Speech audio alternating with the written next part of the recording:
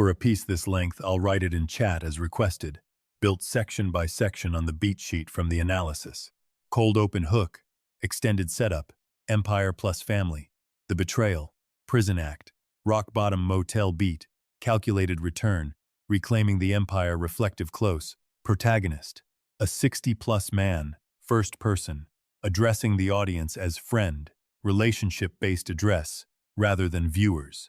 New names, new city, new business, new betrayal mechanism. Single, well-foreshadowed villain reveal. Fixing the original's late twist confusion. Explicit villain motive stated on screen, and an early explanation for why he can't go home. Here it is, straight through, no headings. For 9 years, I woke up every morning in an 8x10 cell and reminded myself of one thing. The two people who put me there were the same two people who once promised to love me until I died. My wife, my own brother, and by the time I walked out of that gate, I understood something most people never have to learn, that the people closest to you don't need a knife to kill you. All they need is your trust, and enough patience to wait for the right moment to use it against you. My name is Walter Combs. I'm 63 years old, and until the spring of 2015, I was the kind of man other men in Tulsa, Oklahoma pointed to and said, "That's what hard work looks like." I built Combs structural steel from a single flatbed truck and $4,000 of borrowed money into one of the largest steel fabrication companies in the Midwest. We had contracts with the state, with 2 Fortune 500 general contractors, and a yard that ran 24 hours a day, 6 days a week. I gave that company 31 years of my life. I gave it my knees, my hearing and my left ear from the shop floor, and every relationship I had outside of it.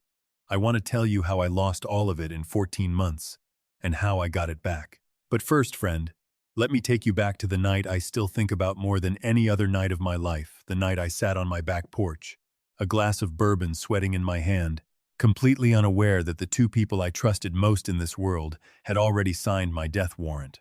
It was late September, and the Oklahoma heat had finally broken. I remember the sound of the cicadas slowing down for the season. My wife, Renata, came out onto the porch with a blanket around her shoulders and sat next to me the way she had for 26 years of marriage. She rested her head on my shoulder and told me she was proud of me. She told me the company had never looked stronger. She told me I deserved to slow down a little, maybe let my brother Dale take on more of the day-to-day so I could actually enjoy some of what I'd built. I believed every word of it. That's the part that still gets me. I believed it because I had no reason not to. Dale was 5 years younger than me, and I had brought him into the business back when we were both broke and sleeping on cots in the shop office to save money on rent. I made him a full partner in 2003, even though I'd put in every dollar of the original capital myself. I did it because he was my brother, and because family was supposed to mean something. He ran operations. Renata, who had a degree in accounting, handled the books, payroll, and eventually became our CFO. Between the two of them, they controlled almost every financial record that existed for Combs Structural Steel. I was out on job sites, in front of clients, negotiating contracts. I trusted my brother with my operations and my wife with my money, and I never once thought to ask either of them to show their work. That, friend, is called opportunity, and they had been building it for almost 3 years before that night on the porch. Here's what I didn't know yet. Dale had a gambling problem that had gone from Thursday night poker to 6-figure debts with people in Kansas City who did not send polite letters when payments were late. And Renata, my Renata, had been in a relationship with our company's outside attorney, a smooth, soft-spoken man named Curtis Beal, for over 2 years. Dale needed money fast and quietly. Renata needed a way out of a marriage she'd already emotionally left, and a way to make sure she didn't leave broke. Curtis needed nothing except billable hours and access. Together, the three of them built a version of my company's books that existed only on paper invoices for steel shipments that were never delivered, subcontractor payments to companies that didn't exist, and a wire transfer trail that all led, eventually and very deliberately, back to accounts with my name on them. They didn't steal from me quietly. They built a case against me. By January of the following year, the FBI had a file open on Combs Structural Steel for federal wire fraud and falsifying business records tied to state contracts. I remember the morning 2 agents came to my house instead of the office, Renata's idea. I'd learn later, because she wanted to watch my face when it happened. I remember sitting in my own kitchen while they read me my rights, and I remember looking at my wife standing in the doorway with her arms crossed, and for one single moment, I thought she looked afraid for me. She wasn't afraid for me. She was afraid the plan wouldn't hold. It held. My own signature was on documents I had never seen, Dale testified, under a deal that gave him immunity, that I had personally directed the falsified invoices to cover cash flow issues. I was too proud to admit to the board. Renata's testimony was worse, because it was calm, and it was specific, and juries believe calm, specific women. She said I had grown paranoid and controlling about money in our final years of marriage, that I'd started hiding funds from her, and that she'd only recently discovered the extent of what I'd done. She cried on the stand. I did not blame the jury for believing her. I had believed her for 26 years. I want you to sit with that for a second, friend, because I think most people watching this have felt some version of it. Not the federal charges, most of us haven't lived that, but that specific, quiet horror of realizing the person sleeping next to you has been planning your ending while you were planning your future together. I was sentenced to 11 years in a federal facility in Beaumont, Texas, on charges I did not commit, for a scheme designed by my own wife and brother. Renata filed for divorce 4 months after I was sentenced. In the settlement, since I could not appear except by counsel I could barely afford, she was awarded the house, our lake property, and because Dale had, by then, bought out my shares as part of restructuring the company after my incarceration, full ownership of Combs Structural Steel.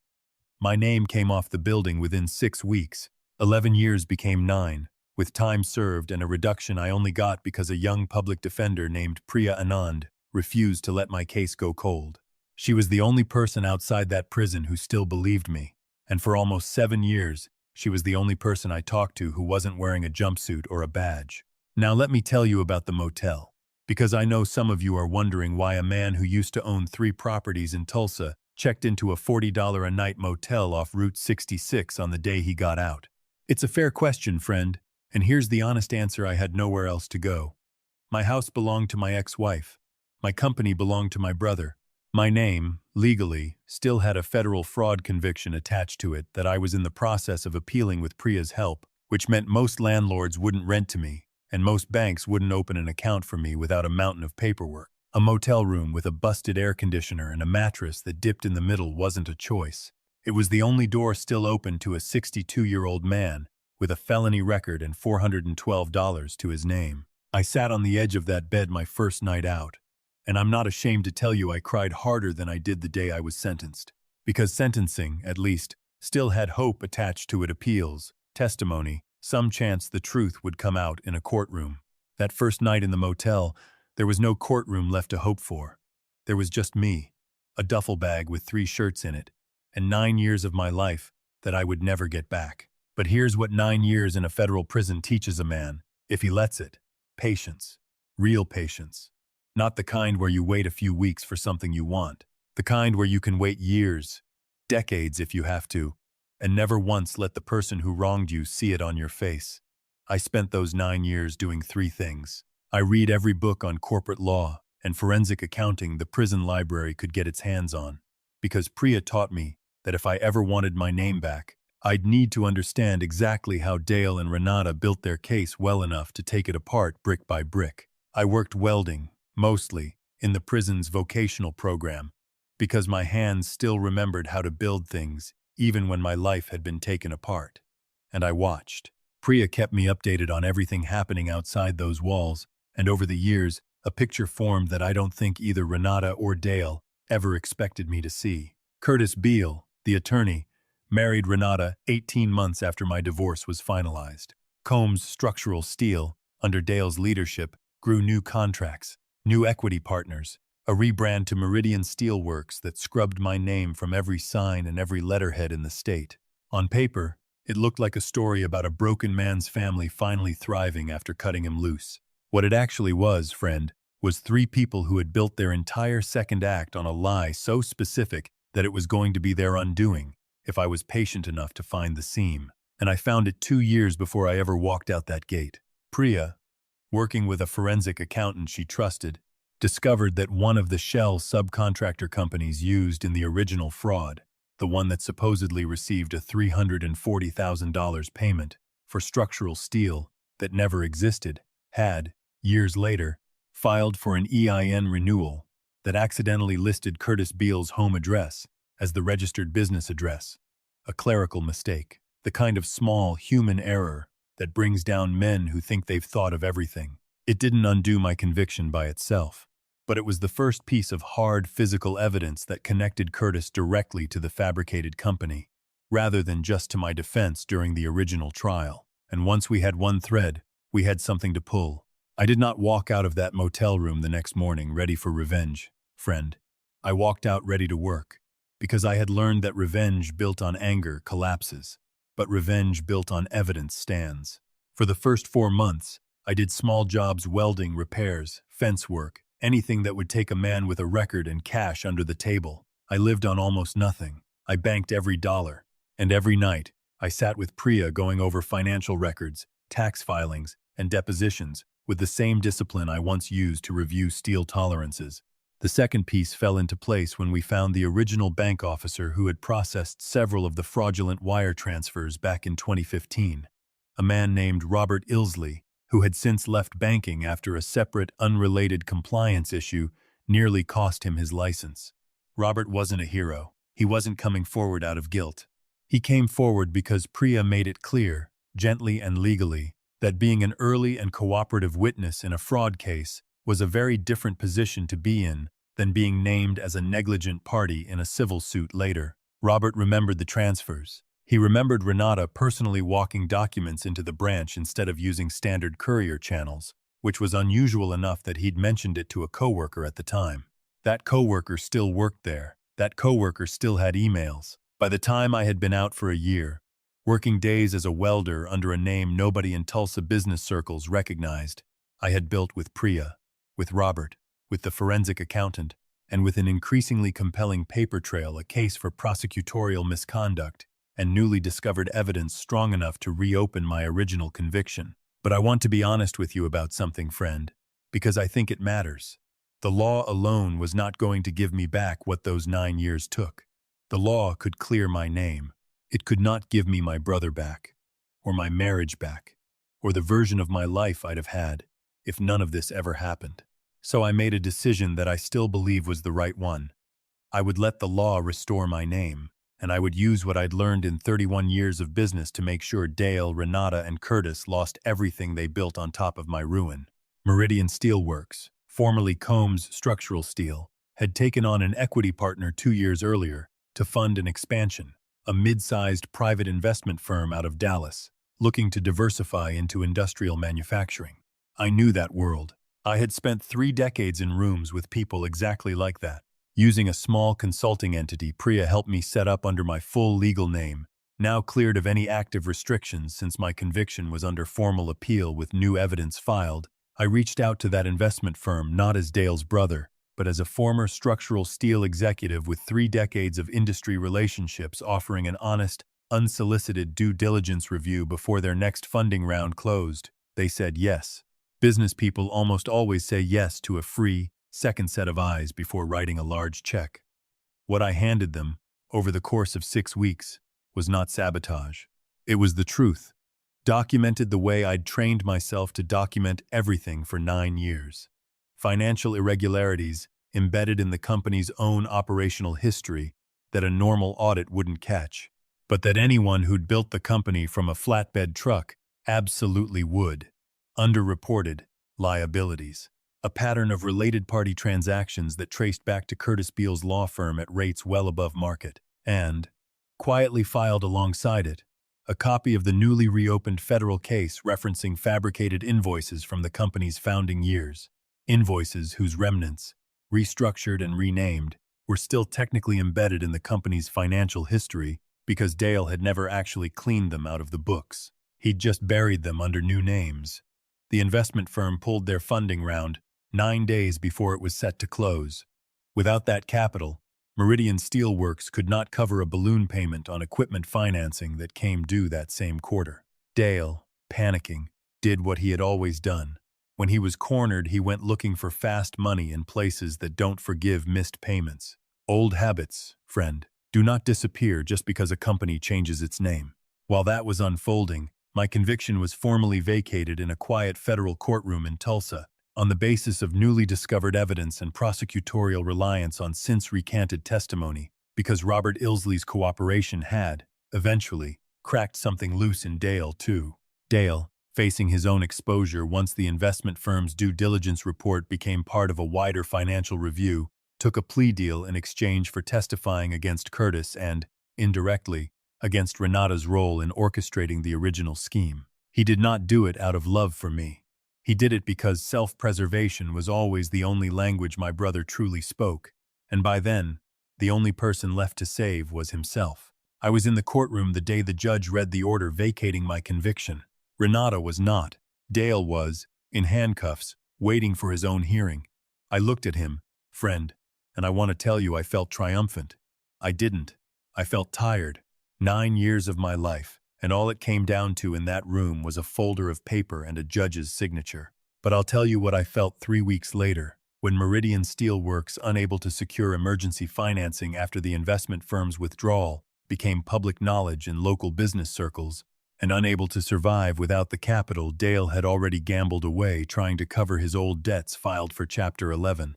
I felt something a lot closer to peace than triumph, because I hadn't burned it down with anger. I had simply told the truth to the right people, at the right time, and let a company built on a lie do what companies built on lies eventually do, without someone constantly working to prop them up. I bought the physical assets, the yard, the equipment, 2 of the cranes I'd purchased with my own hands in 1998 out of bankruptcy for less than half of what they were worth, using capital from the very investment firm whose funding round I'd helped them pull.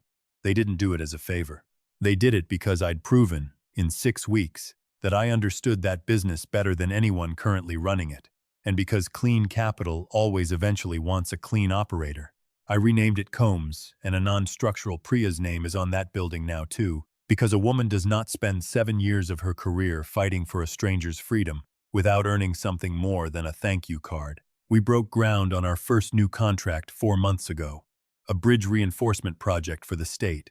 The same state that once prosecuted me on evidence, built entirely out of my own family's ambition. Curtis Beale was disbarred and is currently under separate federal indictment for his role in the original fraud, largely built on the evidence trail Robert Ilsley and that one clerical EIN mistake gave us.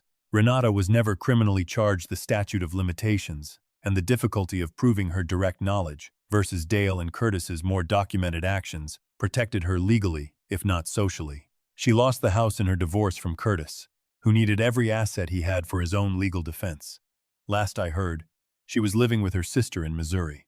Dale is serving 4 years on a reduced sentence for his cooperation. I have not spoken to him since the day in that courtroom. I don't know if I ever will. People ask me, now, whether I forgave them. I think forgiveness is a word people use when they want a clean ending, and I'm not going to lie to you and give you one just because it's more comfortable to hear. What I did wasn't forgiveness. It was something closer to what 9 years of silence teaches a man who refuses to let bitterness be the only thing he has left. I let the truth do the work that anger never could have done as cleanly. Revenge, fueled by rage, tells everyone exactly where you're standing. Revenge, fueled by patience, lets you stand right next to someone for years while they never see you coming. If there's one thing I hope you take from my life, friend, it's this. The people who hurt you the worst are so rarely strangers. They're the ones who know exactly where you keep your trust, because you handed them the map yourself. That doesn't mean you stop trusting people. It means you stop confusing love with blind access. I gave my brother my business without ever checking the books, because I thought family meant not having to ask. I gave my wife every account, every password, every decision about our future, because I thought marriage meant never needing to look over her shoulder. I don't believe that anymore.